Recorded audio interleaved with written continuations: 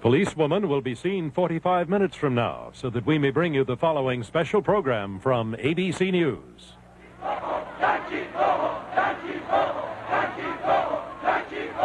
Look at this. One American, blindfolded, handcuffed. Today, in the courtyard of the American Embassy in Tehran, he and 60-some others still held hostage and threatened in a country gone out of control. The pictures exclusive, as are so many more in this broadcast. This is an ABC News special. The Iran crisis. America held hostage. From Washington, correspondent Frank Reynolds. Good evening. The special report that we planned to bring you tonight was about domestic politics, the battle among the Democrats. But we think the crisis in Iran is more urgent right now than the campaign here at home. Some 60 Americans, including our fellow citizen whom you just saw bound and blindfolded, are now beginning their 6th day of captivity inside the U.S. Embassy in Tehran. It's Friday morning there now, but throughout this night in Washington, officials will continue their search for some way to negotiate the hostages' freedom. That search was not successful today. In this broadcast, we'll have reports on the diplomatic efforts to resolve the problem and on other aspects of the crisis as well. But we begin now with an on-the-scene account by the one American television correspondent who has been there since the beginning, the seizure of the embassy last Sunday, and who, with his crew, has provided us with outstanding coverage all this week. Here is Bob Dyke in Tehran. This picture tells it all. This flag was apparently taken from someone's office inside the United States Embassy. It was burned Tuesday evening outside the embassy's gates. To the Iranian demonstrators who set fire to it, this was a symbol of victory. 2 days earlier, several hundred young people, mainly students at Tehran University, had taken over the embassy. We are not occupiers, they said. We have thrown out the occupiers. But instead of chasing all the Americans out of the compound, the Iranians imprisoned them in a building somewhere on these grounds. They have been hostages ever since. This morning, for the first time since the hostages were put under lock and key, one of the captives, blindfolded, was brought out into the open. He is Harry Rosen, the embassy's press attaché. He was turned to face reporters and cameramen and several hundred Iranian demonstrators outside the embassy's gates. "Yankee, go home," they cried, but they made no attempt to harm him.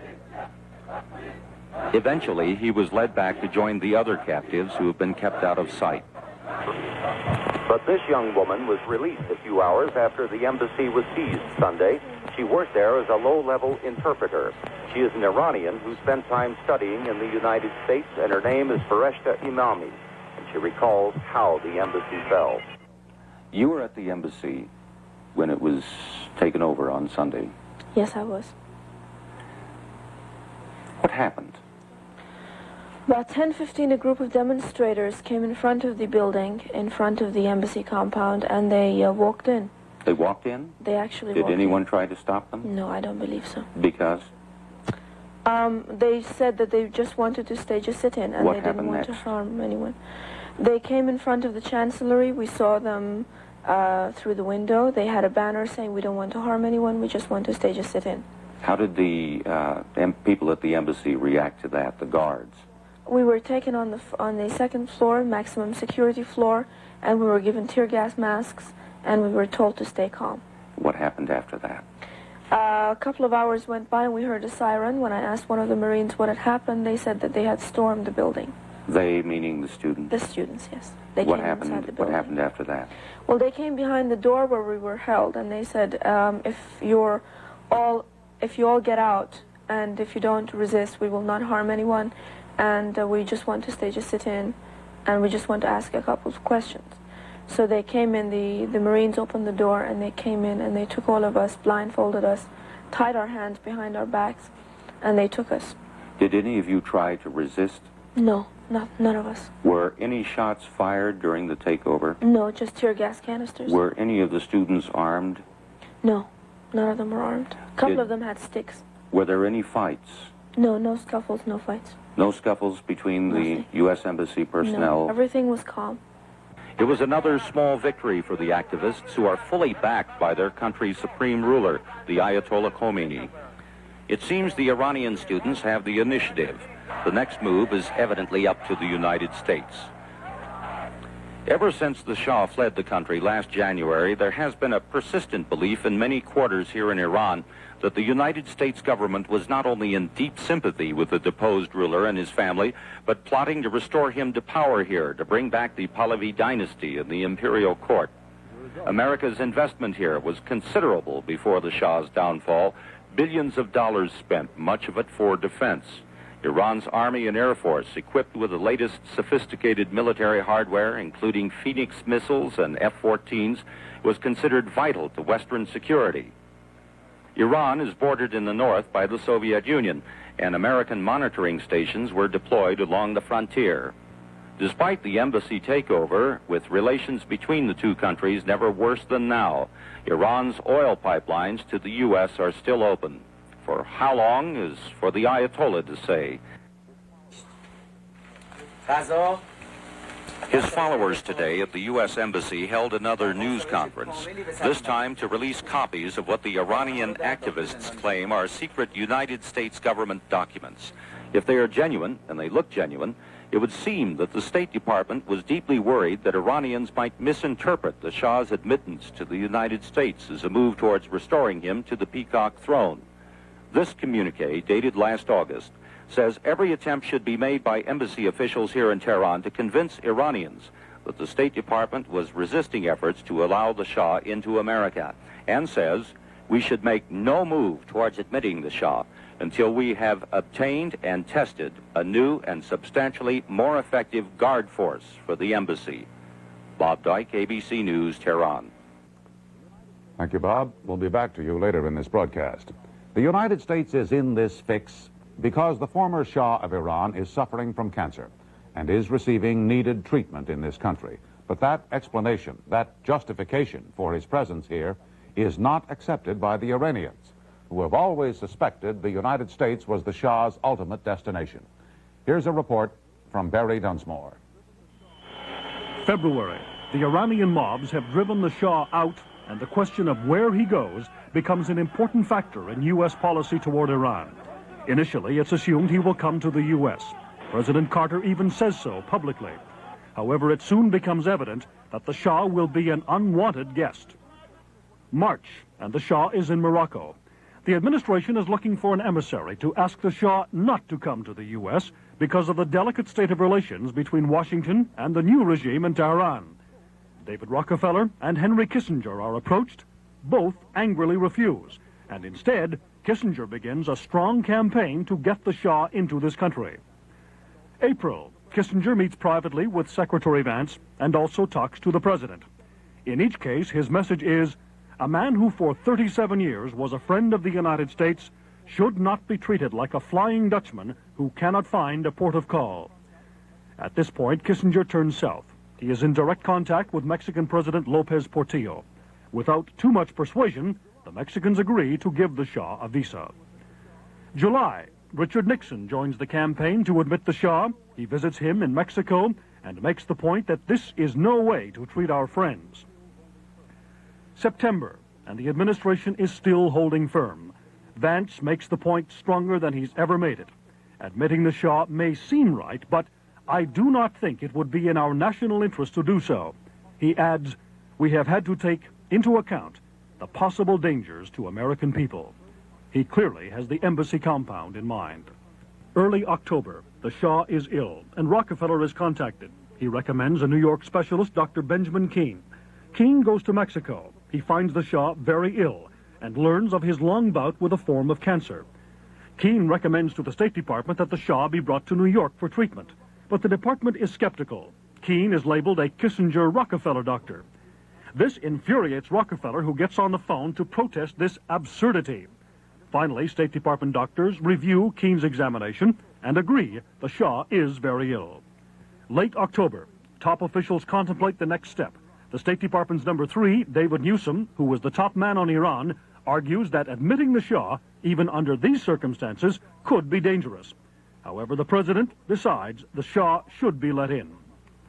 October 22nd, The Shah is admitted to New York Hospital, but not before the government of Iran is told that the decision to admit him is purely humanitarian and not political. The U.S. agrees to send the Ayatollah medical reports, but not to let his doctors examine the Shah. Now, with more than 60 lives at stake, there is a residue of bitterness. There are those who are bitter toward the Shah, and there are sources close to the Shah who say that since the embassy was seized, Washington has once again been trying to get him to submit to an examination by doctors from Tehran. One source claims it was even proposed he be operated on again, just to prove he was ill. The State Department denies both these charges. The decision to allow the Shah in apparently was a calculated risk. It didn't work because the state of anarchy in Iran is such that it's not possible to deal with that country in any logical or rational way. Frank? Thank you, Barry. So that's how this country finds itself in the present crisis. But we are now in a world in which terrorism has become almost the norm of international politics. Here's John Martin to put that in perspective. In 1948, Jewish commandos blew up the King David Hotel in Jerusalem, killing 91 people. The goal? Terrorize the British government into leaving Palestine to the Jews.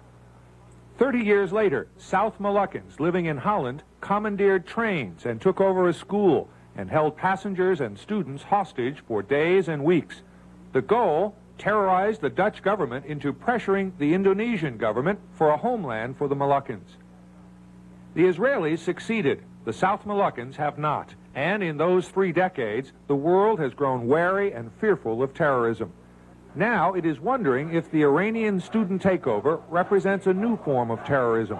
For the first time, it appears a sovereign power is permitting its people to play with the lives of hostages.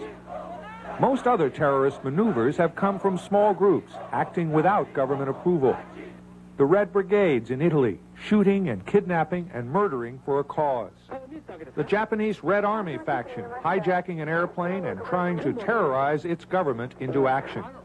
The Palestine Liberation Organization, sending terrorists into a kind of combat with the approval of a government in exile. The PLO regards itself as one, but with no status, no embassies, no sovereignty that would admit it to nationhood. In Iran, in the wake of the Shah's overthrow and this week's takeover, there is no civilian government, but there is civilian authority held by the Ayatollah Khomeini and other religious leaders. They are the government, not in name, but in fact. So, is this the first time a government has resorted to terrorism or condoned it? The answer is no. The Philippine government has permitted prison guards to torture and terrorize political opponents held without charge. The Chilean government, under General Pinochet, has permitted thousands of its citizens to disappear in a reign of terror by government agents. The Soviet government terrorizing millions of its citizens with a secret police and slave labor camps. And in Iran itself, the most powerful example in the so-called free world, the infamous Savak, the Shah's secret police, tortured and terrorized anybody who might threaten the Shah's autocratic rule. Once, before he was driven out, the Shah was asked by ABC correspondent Barbara Walters whether, in view of his power, he would be willing to permit any criticism of his regime. No. Why not? Because the person of the king is, it's even in French you have lèse-majesté. You have a law in the world. You cannot insult the king. Anyone who did, in the early as well as the final days of the Shah's regime, faced torture and prison. So the nature of terrorism hasn't changed much in 30 years. It is still an unreasoning route to power and control, sometimes bloody. And in Iran, it has turned full circle now, no longer from the Shah, but from the people who used to call him a terrorist. Frank? Thank you, John. In a moment, reports on the current status of this country's diplomatic efforts, questions Americans are asking about the Iran crisis, and some of the answers.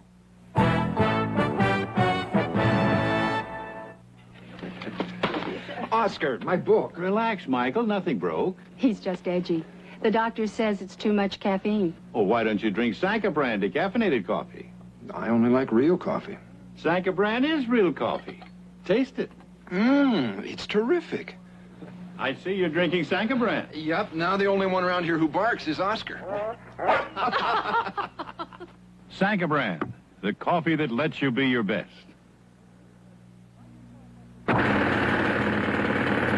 I use my muscles hard every day, so when they're sore, I hurt. And Absorbine Junior is one of the best medicines we know to help relieve sore, aching muscles. You just rub it in. The warmth soaks in deep. Loosens up my sore, stiff muscles. Feels good, hun? Hey, feels great. At work or play, Absorbine Junior helps keep your muscles on the job. Get Absorbine Junior. It's strong, sore muscle medicine. It was disclosed today that the United States has halted the shipment to Iran of any military equipment or spare parts so long as the hostages are held in the embassy. Now, this is one way in which the United States is carefully but firmly trying to get a message through to Iran. Here's a report from diplomatic correspondent Ted Koppel. It's a message that has yet to be formally transmitted to the Ayatollah Khomeini. It's in a letter that President Carter wrote and gave to Ramsey Clark. Clark, though, is still sitting in Istanbul waiting for permission to get into Iran. The letter he's carrying calls on Iranian authorities to obtain the release of those American hostages. But ABC News has learned it also requests that all Americans be allowed to leave Iran. That would mean no American diplomats left in that country. And it's understood from reliable sources that the Carter administration does not intend to maintain normal diplomatic relations with Iran unless and until a government there is formed that will abide by the most fundamental precepts of international relations. At the top of that list, the universally accepted rule that a host government must be responsible for the safety of foreign diplomats on its territory. But no such action can be taken while the Americans are still hostage. This is the fifth agonizing day for the U.S. government, a frustrating 5 days for the American public. And a lot of people think that perhaps they have solutions to the crisis that Washington hasn't considered. If you were President Carter, what would your decision be concerning Iran and the presence of hostages, American citizens, in that country? The choice is war now or gradually giving the world to the Russians and the communist-backed revolutionaries, quote unquote, and the students, quote unquote. Then I think, it's time to land 30,000 Marines on the shore of Iran and go in and take over the American property, which the U.S. Embassy is. Well, why not? Plain and simply, the president's advisors feel that military intervention would be the surest way of getting the hostages killed. There's no way of getting to the embassy quickly. It's in the heart of Tehran, many miles from the nearest airport. There isn't even a nearby location where paratroopers could be dropped in. And it's too far from either the Mediterranean or the Persian Gulf to send helicopters, unless you have an available airfield nearby to refuel them for the flight out again. Of course, if something happens to the hostages, all bets are off. And you can assume that the military has already worked up a series of options. But again, that's only once the safety of the hostages is no longer a consideration. The only one who can pull it off is Yasser Arafat. And though he might be an enemy of Israel, I wouldn't care if he was Pancho Villa. If he can get those 60 people out of there, let him go ahead and do it. Let him make a grandstand. It doesn't bother me. I have no private axe to grind. In this case, the Carter administration is in total agreement. In fact, State Department spokesman Harding Carter said as much today. As was observed earlier, we are not really sure exactly what the PLO has in mind. But if they are moving to help release the Americans held in the embassy, it would be a highly responsible action in a situation where they may have some influence. As I said yesterday, we welcome such assistance. The only problem, there is still some question as to whether the PLO will be accepted by the Iranians as a mediator. Iran Radio today rejected their offer. If I was President Carter, I don't think it'd be any problem making a decision at all, because the first thing I would do would be to deport all of these Iranian students or any other foreign students that are over here who demonstrate against this government. It has jarred a lot of people seeing Iranians who may or may not be legitimate students free to demonstrate while Americans are held hostage in Iran. Why doesn't the United States simply retaliate by arresting all of you and holding you hostage? First of all, the United States is a civilized nation. You classify yourself as very educated people, and being an educated people, I very much doubt you would do such a thing. It's not quite that cut and dry. A lot of Iranians are in this country now under less than legitimate circumstances, and Washington is considering the deportation of those people. But not now.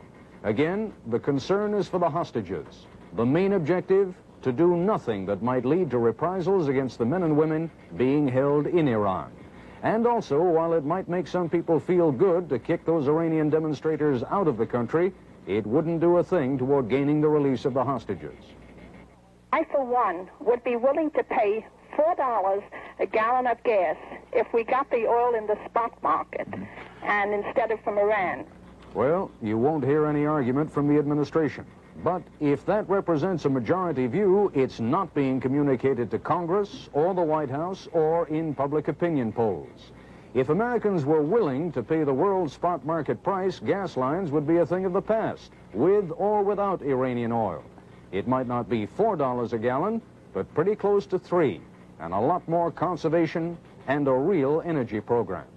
But oil isn't the immediate problem. Those hostages are.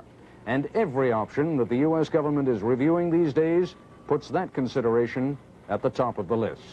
Frank? Thank you, Ted. An ABC News poll conducted today reveals that Americans, while outraged over what has happened in Iran, are generally keeping their cool. 37% of those polled believe the government should rely on diplomacy to free the hostages. Only 11% favor an American invasion of Iran, and 17% are in favor of threatening to use force to free the hostages. Only 12% believe the Shah should be turned over to the Iranians, and 13% think he should go, if not back to Iran, then to some other country than this one. Well, public opinion is a factor, but in the end, decisions cannot be made on the basis of polls. The ultimate responsibility rests with one man. Here's a report from White House correspondent Sam Donaldson. Monday morning, the president returns from Camp David, and on his way into the White House, a reporter asks him, "What about Iran?" "Cy will have a statement later," is the reply, meaning Secretary of State Vance will be the front man on this one. Mr. Carter meets with his top advisors, but those deliberations are not made public here. Tuesday, the president appoints a new campaign manager, the incomparable Robert Strauss. The small talk has nothing to do with Iran. But Strauss, on Capitol Hill, hits back hard at the growing sense that the president isn't meeting the crisis forcefully enough. People are calling me from all over who are not thinking and say, the president ought to move in there and bang away and do this, that, and the other and show his macho and he'll go up 20 points in the polls. Well, the truth of the matter is he'd also destroy somewhere between 58 and 500 lives of American people. So that's a luxury that he can't afford himself. Wednesday, Mr. Carter sees his wife off for Thailand, then stops to chat with aides. "What's new in Iran?" a reporter calls. "We'll have an announcement later this morning. Secretary Vance will," he says. "Will the Clark mission succeed?" he's asked. "I hope it will. I'm praying for it," is the answer. Later in the White House driveways, Zbigniew Brzezinski is purposely vague about the Clark mission. We hope that this situation can be resolved in a manner that's consistent with international principles. All the nations of the world have a stake in these principles being upheld, and we are confident that the ultimate resolution of this problem will be on that basis. Thursday, today, Prime Minister Lynch of Ireland arrives on a state visit. The president denounces terrorism in general. Those who advocate violence and terrorism violate the laws of God and the laws of man. Later, Press Secretary Jody Powell announces Mr. Carter will not go on his own state visit to Canada tomorrow and restates the overall crisis policy of restraint.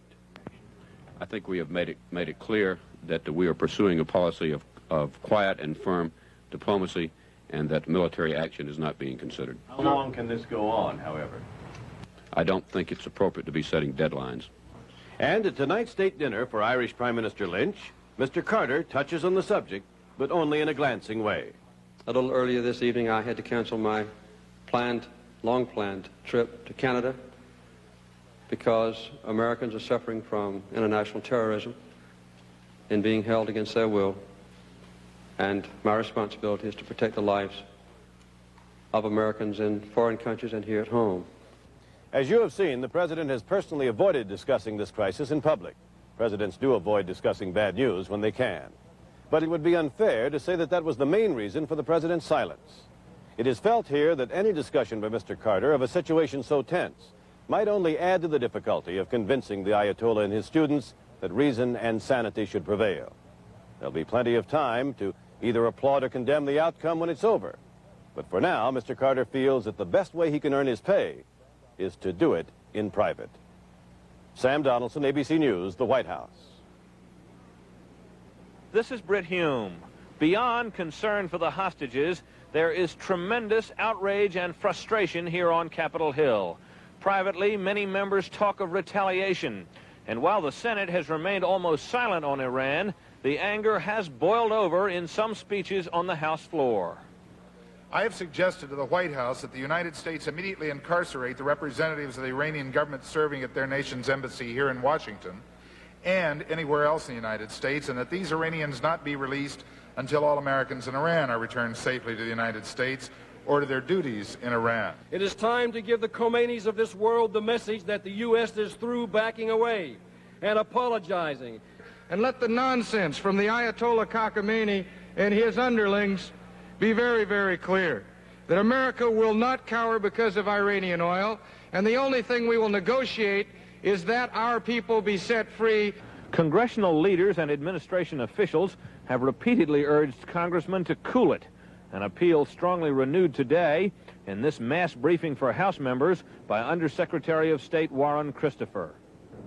I urged the congressmen, and I think they were very responsive on this, to act with restraint in what is one of the most difficult and dangerous times that we have had. Christopher seemed to have an effect. Witness Brown of Ohio, so full of tough talk only a day earlier. I wouldn't want any action taken that would jeopardize the Americans in the embassy. There really isn't anything Congress can do to make this situation better, and most members now seem persuaded it's wiser to keep quiet than risk saying something that might make it worse. Frank? Thank you, Brett. The rest of the world has not been completely silent about the plight of the American hostages. In the Muslim world, Turkey, Pakistan, and according to some reports, Algeria are trying to help. But what about our allies in Western Europe? Peter Jennings has a report. Peter?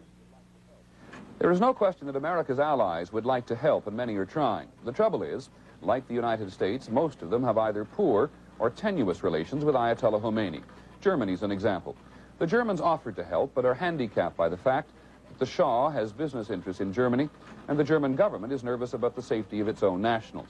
I wholly agree with my honourable friend that activity in taking over the United States Embassy was an outrage to diplomatic relations everywhere.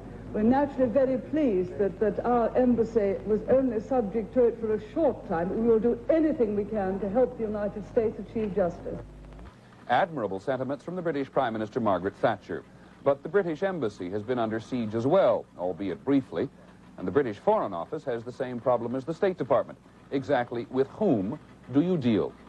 One European government does feel it has a productive line of communication with the embassy's occupiers, but it insists the negotiations it's pursuing are so delicate the government doesn't wish to be identified. The Vatican is reportedly frustrated at its inability to help, and even the French government, which gave Ayatollah Khomeini exile before the revolution, is in an awkward position because the former Prime Minister Shapur Bakhtiar is in France, and Iran wants him back too.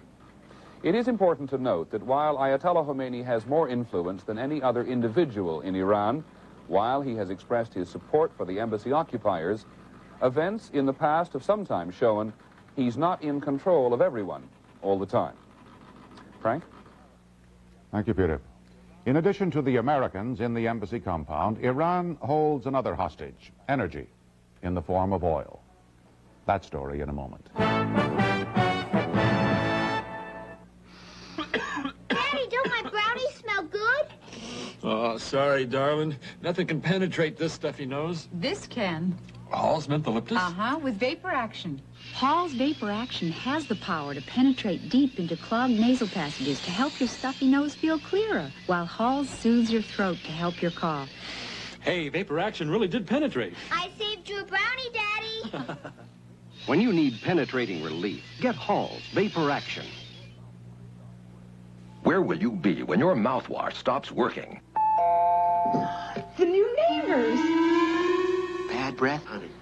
But I Should have used Listerine. Listerine's strong to work long, hours longer than the #2 mouthwash. While Listerine will not help prevent colds or sore throats or lessen their severity, its strong formula keeps breath clean hours longer, kills the germs that can cause bad breath.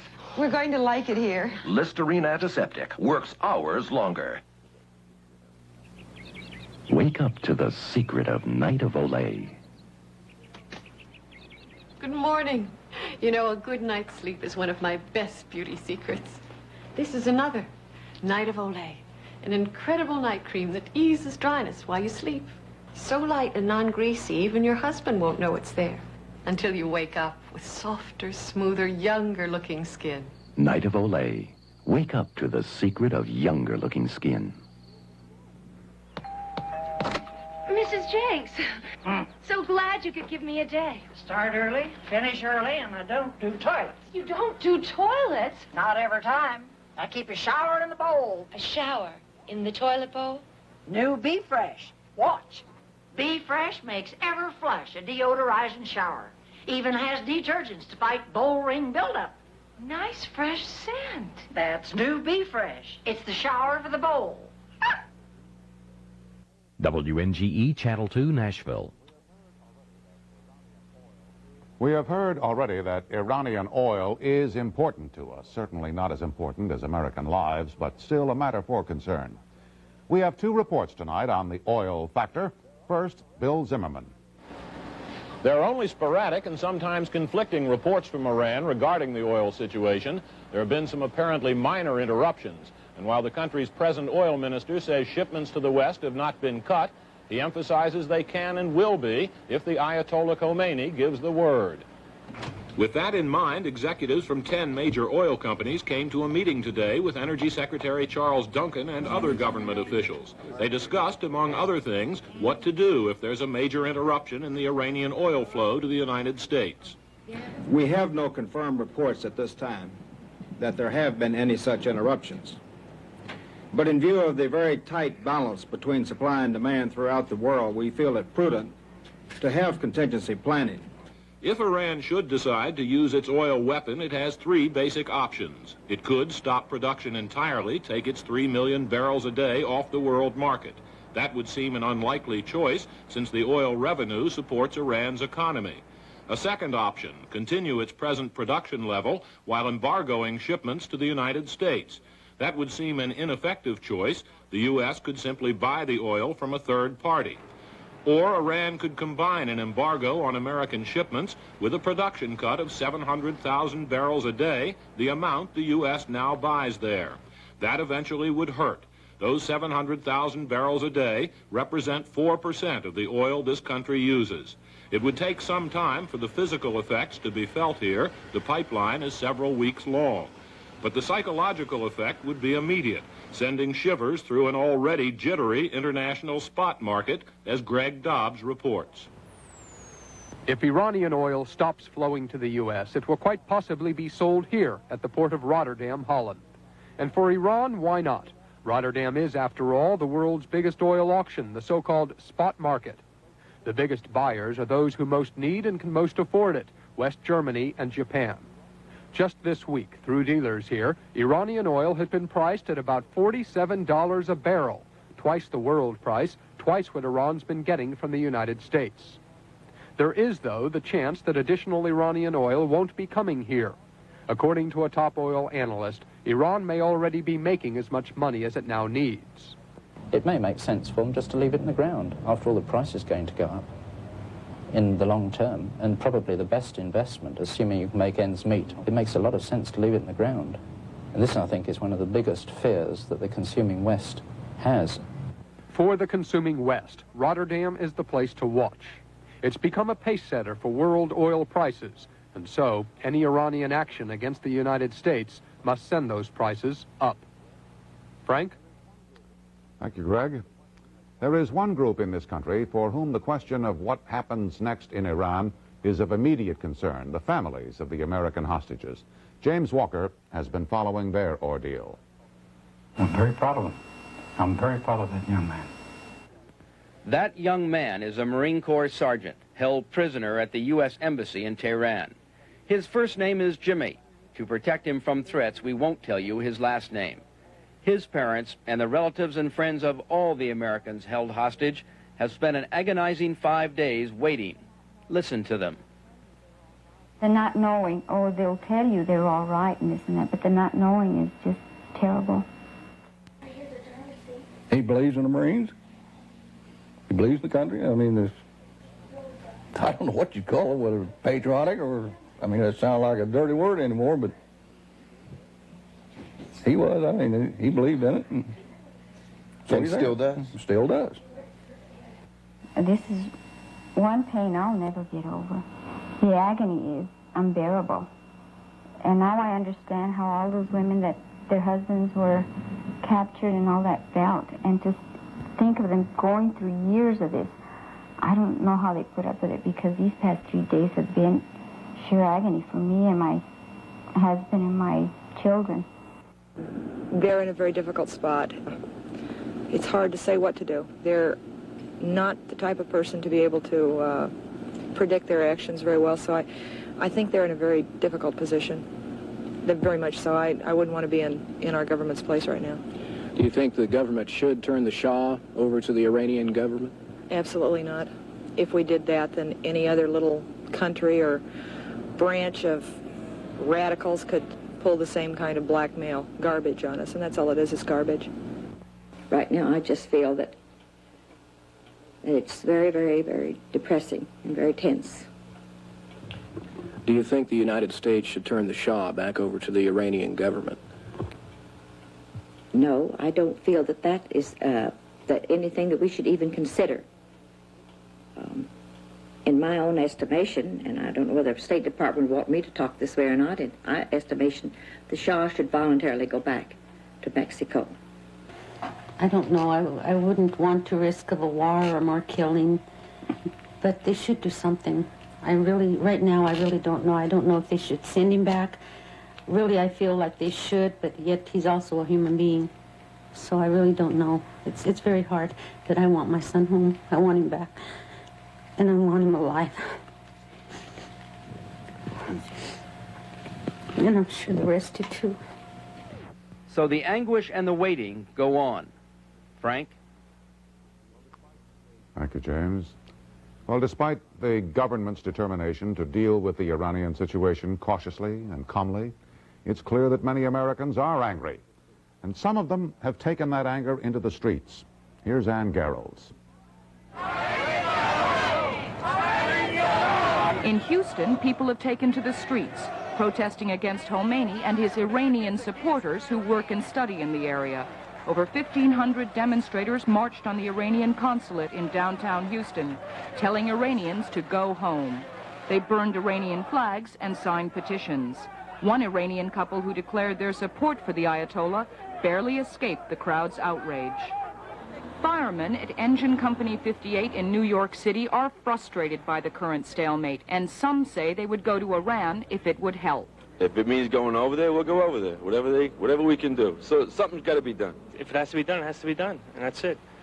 I mean, you have to do something. I mean, you just can't be getting pushed around. At New York's Kennedy Airport, transport workers announced today that they won't service Iranian aircraft until the American hostages are freed. As a result, one plane has already been rerouted to Montreal. We only hope that what we're doing here today will start, and we're sure of this, will start a chain of protests throughout the United States by all American labor unions. Longshoremen in New Jersey agree. They've refused to unload cargo from Iranian ships, but some want even more action. I'd like to see us go right in there and get our hostages.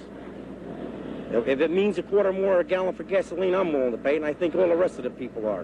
When I watch TV, the news, and I see what they do to that flag, it gets me in the heart. Thank you, Ann. In a moment, some closing thoughts from Tehran and from Washington.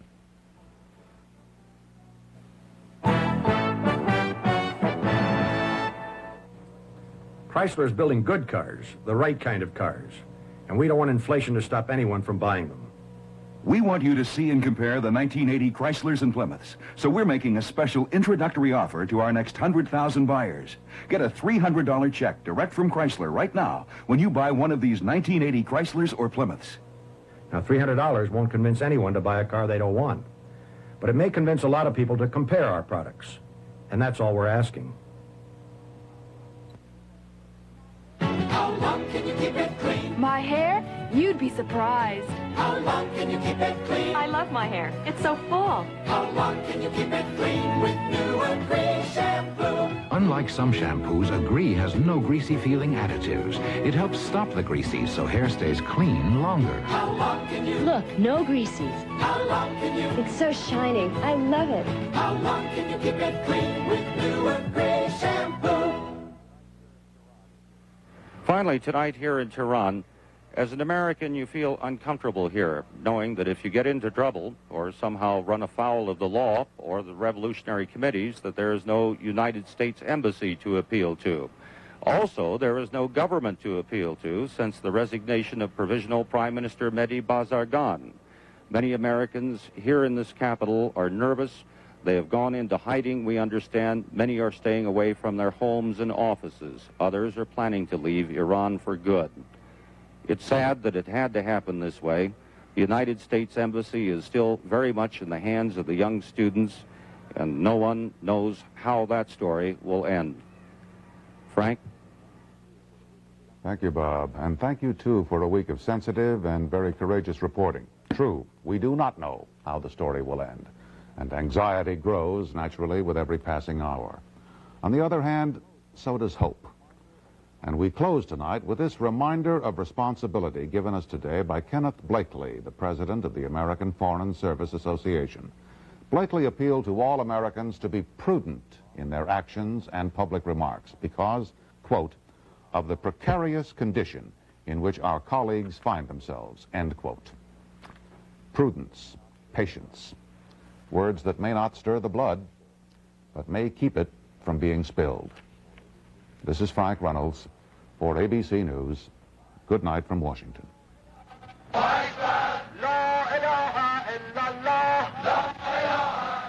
This has been the Iran crisis. America held hostage.